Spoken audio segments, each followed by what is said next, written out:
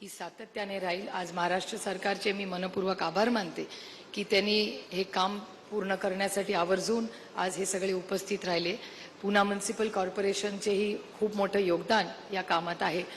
एकच माझी मागणी महाराष्ट्र सरकारकडे, दोन छोट्या मागण्या खरं तर आहेत की अनेक दिवस इथे नगरसेवक नाही आहेत, त्याच्यामुळे गेले 2-2.5 वर्ष इलेक्शन न झाल्यामुळे आज या भागातल्या सर्वसामान्य मायबाप जनतेने कुणाकडे जावं हा एक खूप प्रश्न मोठा त्यांच्याकडे येतो। आणि सत्तेचं विकेंद्रीकरण व्हावं जे स्वप्न आदरणीय कैलासवासी यशवंतराव चव्हाणांनी पाहिलं, त्या सत्तेचं विकेंद्रीकरण करण्यासाठी एक नगरसेवकाचा रोल हा खूप महत्त्वाचा असतो। त्याच्यामुळे नगरसेवक यांचं इलेक्शन आपण जर लवकरात लवकर घेतलं तर या संपूर्ण भागातल्या लोकांना खूप आधार मिळेल। आणि त्याचबरोबर या भागामध्ये ज्या पाण्याच्या टाक्या झाल्या, आपल्याला आठवत असेल की सगळ्यात मोठी पाण्याची टाकी जी झाली ती आमदार रमेशभाऊ वांजळे यांच्या नावाने झाली।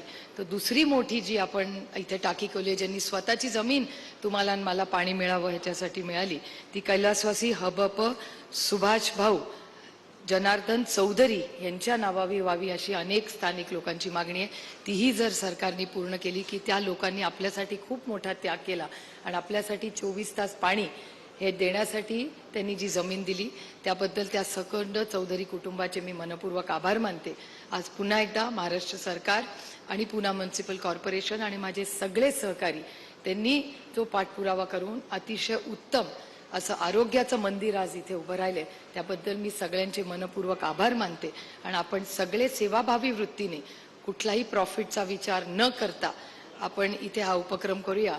आणि महाराष्ट्र सरकारने फक्त त्यांच्या भाषणात एक स्पष्टीकरण करावं, कारण एक वर्तमानपत्रात बातमीसारखी येते की ह्या हॉस्पिटलसाठी महाराष्ट्र सरकारने त्यांनी सॉव्हरन गॅरंटी दिली आहे असा एक गैरसमज होतोय। त्याच्यामुळे नक्की ती सॉव्हरन गॅरंटी काय आहे आणि त्याच्यामुळे लोकांना जी सेवा मिळणार आहे त्याच्यात तर काही कमतरता होणार नाही एवढीच ग्वाही द्यावी। आज देवेंद्रजी आवर्जून मुंबईवरनं या कार्यक्रमासाठी आलेत, त्यांचं मी मनापासून स्वागत करते पुण्यामध्ये।